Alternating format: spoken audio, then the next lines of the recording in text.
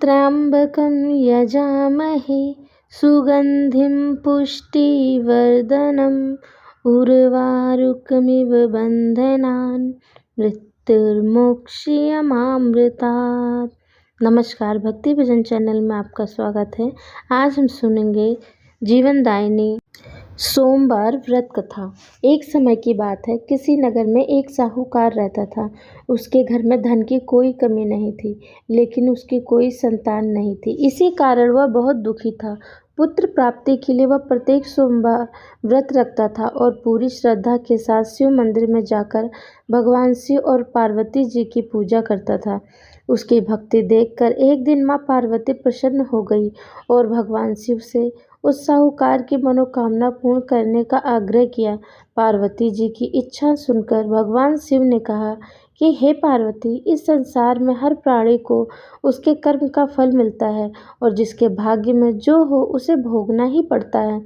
लेकिन पार्वती जी ने साहूकार की भक्ति का मान रखने के लिए उसकी मनोकामना पूर्ण करने की इच्छा जताई।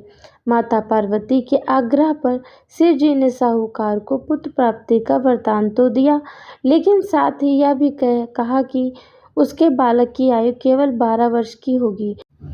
माता पार्वती और भगवान शिव की बातचीत को साहूकार सुन रहा था। उसे न तो इस बात की खुशी थी और न ही दुख था। वह पहले की भांति शिव की पूजा करता रहा। कुछ समय के बाद साहूकार के घर एक पुत्र का जन्म हुआ। जब वह बालक 11 वर्ष का हुआ तो उसे पढ़ने के लिए काशी भेज दिया गया।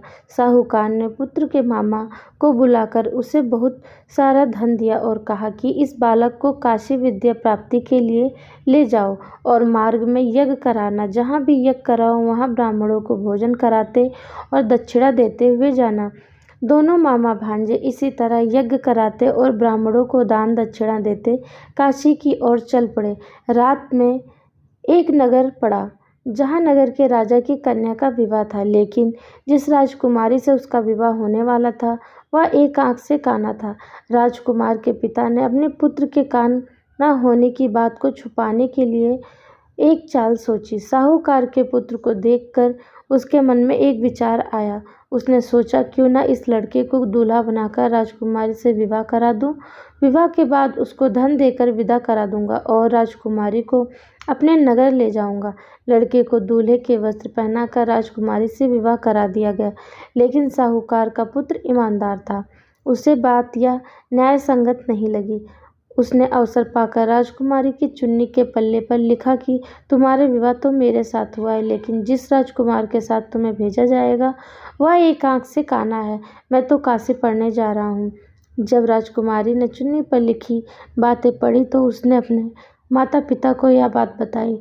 राजा ने अपनी पुत्री को विदा नहीं किया, जिससे बारात तो वापस चली गई। दूसरी ओर साहूकार का लड़का और उसका मामा काशी पहुंचे और वहां जाकर उन्होंने यज्ञ किया। जिस दिन लड़के की आयु 12 साल की हुई उसी दिन यज्ञ रखा गया। लड़के ने अपने मामा से कहा कि मेरी तबीयत कुछ ठीक नहीं है। मामा ने कहा कि तुम अंदर जाकर सो जाओ। शिव जी के वरदान अनुसार कुछ ही देर में उस बालक के प्राण निकल गए। मृत भांजे को देख उसके मामा ने विलाप शुरू किया।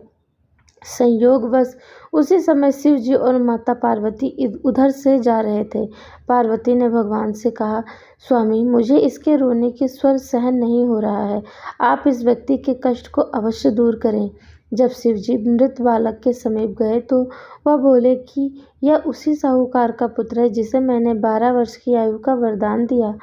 अब इसकी आयु पूरी हो चुकी है। लेकिन मातृभाव से विभोर माता पार्वती ने कहा कि हे महादेव, आप इस बालक को और आयु देने की कृपा करें, अन्यथा इसके वियोग में इसके माता पिता तड़प तड़प कर मर जाएंगे। माता पार्वती के आग्रह पर भगवान शिव ने उस लड़के को जीवित होने का वरदान दिया। शिव जी की कृपा से वह लड़का जीवित हो गया। शिक्षा समाप्त करके लड़का मामा के साथ अपने नगर की ओर चल दिया। दोनों चलते हुए उसी नगर में पहुंचे जहां उसका विवाह हुआ था। उस नगर में भी उन्होंने यज्ञ का आयोजन किया। उस लड़के के ससुर ने उसे पहचान लिया और महल में ले जाकर उसकी खातिरदारी की और अपनी पुत्री को विदा किया।